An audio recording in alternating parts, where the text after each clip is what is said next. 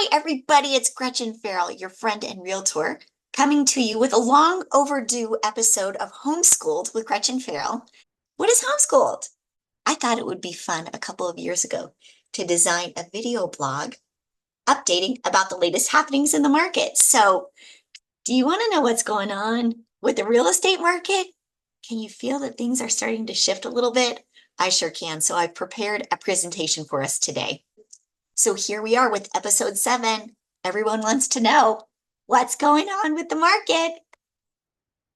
We're going to kick this homeschooled off with a review of the Metro Denver real estate market and a shout out to my friend Megan Aller with First American Title, who's given me a lot of information this week that I can pass along to you. This is the best buyer opportunity in a decade. Typically, our market is always really hot in the spring and then it cools off in the fall, but it cooled off early this year, almost starting in May. Over the past decade, many buyers have been sidelined by challenging market conditions. However, we are now witnessing a significant shift. Buyers today have more inventory to choose from than they've had in the past 10 years.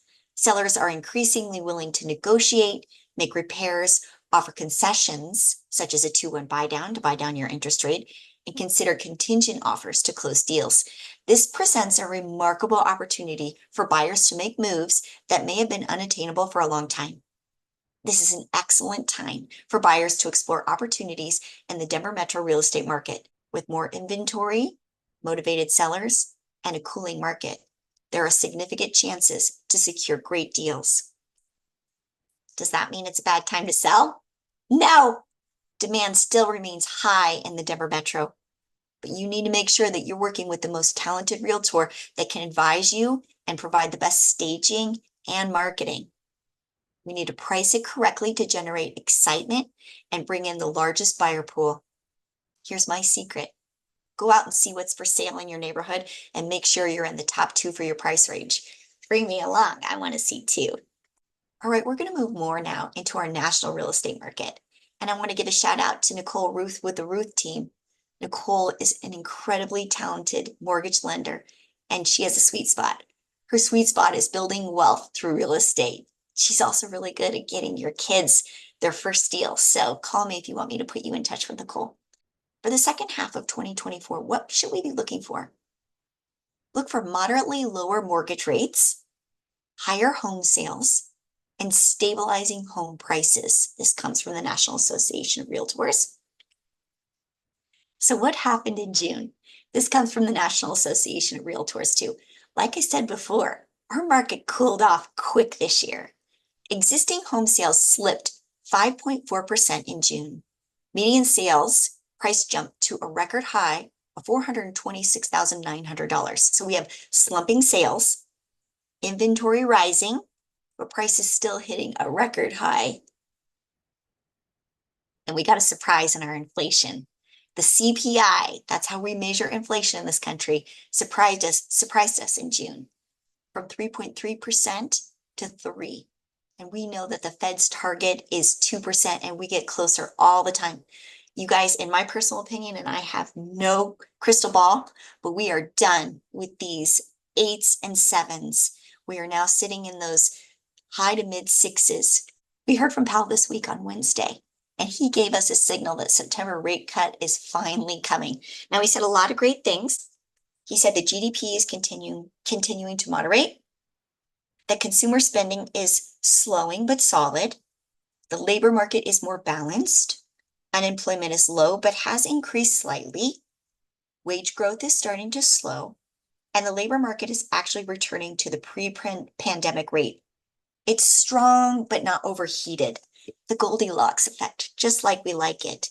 This is from my friend Nicole Ruth's Facebook this morning. Is it just me? The bond chart is pretty damn sexy. Now, she is a lot smarter than I am when it comes to bonds, but I know who to follow. Non-farm payrolls tanked, coming in at 114,000K versus the 175K expected, and unemployment jumped to 4.3%. Yesterday's 700-point Dow drop was on fear that Powell is actually waiting too long till September to make a cut. A 4.3% unemployment secures the Psalms rule determination of a recession. which equities might not love, but is extremely bond and mortgage friendly. And we can see that big drop. It's coming, you guys. Nicole wasn't the only one who loved this news. Check out what happened to our mortgage rates today. They plunged. What a great week this has been for mortgage rates. 6.40 for the average 30-year fixed rate. We haven't seen them this low since May of 2023. It's coming, you guys. Do you want to watch along with me? I'm such a data nerd. So the dates to watch, the CPI, we are going to have two of them before the September Fed meeting, August 14th and September 11th. That Fed meeting is scheduled for September 17th and 18th. That's where we might see our first Fed rate cut. You can follow along on the latest mortgage interest rates on an app called Mortgage News Daily. If you are reading the news, it's probably from last week and it's probably antiquating. It usually moves over once a day. Typically in Colorado, it's after lunch, after we know what's going on the East Coast. So, or you could just follow me because I'm following it. And I'll let you know. Why is it important for our interest rates to come down to unlock our real estate market? Because 38.5% of homeowners have no mortgage at all, and they're not interested in acquiring one that was in eights or sevens or high sixes. But once we start to get below that 6.5 and into the fives, now you guys, are we ever going to see twos and threes again? Probably not. Fours? Maybe. Fives? I think that's where we're going to settle in the next few years. Also, for those of you who do have a mortgage, you have what we call strong hands. What does that mean? 76% of US mortgage borrowers have an interest rate under 5%. Here's a pie chart for that. Almost 22% of us are under 3. Over 35% of us have between 3 and 3.9. There are only 14.3% who have over a 6. These are new buyers, probably first-time home buyers, or folks that had a reason that they had to buy in the last couple of years. Most of them, though, have a 2 and buy down going that's buying down their rate temporarily. As we see that they are falling, they'll be able to refi. Now, some people are asking, is the bubble going to burst? No, it's not. The foreclosure rate nationally is 0.35%. And you can see this big chunk in the middle. This is back in 2007, 2008, 2009, 2010, when we were doing predatory mortgage practices. We don't do that anymore. We are still really low.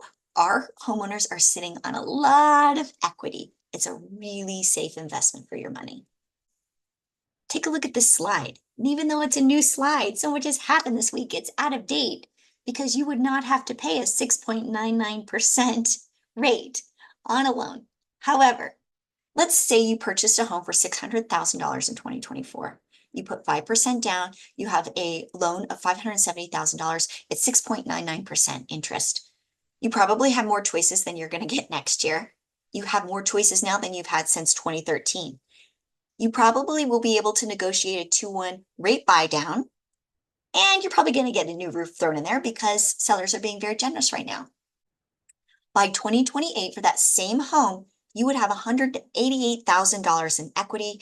Your value would be at $725,000. Your loan is lower. You also have the benefit of tax deductions, income opportunity, control over your environment, diversification, hedging. In other words, you have options.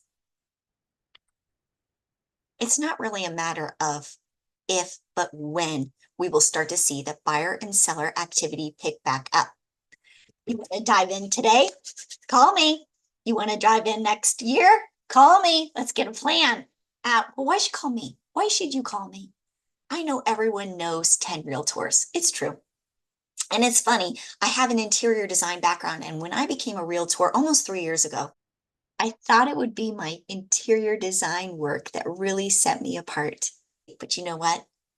That's not the truth. It is a benefit for sure.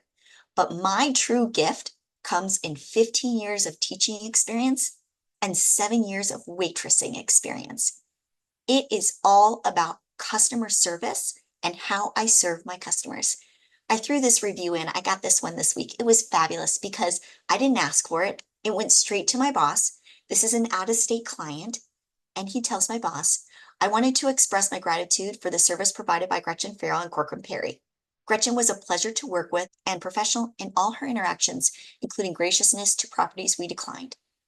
She also did an excellent job supporting us with verbiage and signing of our contract. This was by far the largest selling point of your service offering. I would be happy to recommend her to others looking to relocate to Denver. Thank you, Jeff. Jeff, thank you if you're checking out this video today.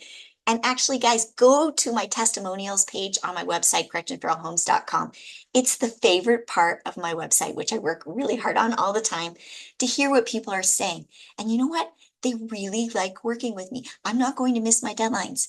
I was a special education teacher. I know how important these legal documents are. And we're going to have some fun. I'm going to bring some energy to it. Do I love houses and looking at houses all day long? Are we going to run into snacks? Yes, we're going to run into snacks. That's all right. I'm a problem solver. I've got your back. So I'm so excited about all the projects that I have coming up. And I'm so excited about the ones I don't even know about yet. So hopefully you've enjoyed this episode of Homeschool. If you have, be sure and subscribe to my YouTube channel. You can find that link on my website, GretchenFarrellHomes.com. And you guys have a great day. And I'll see you on episode 8 of Homeschooled coming soon. Talk to you later.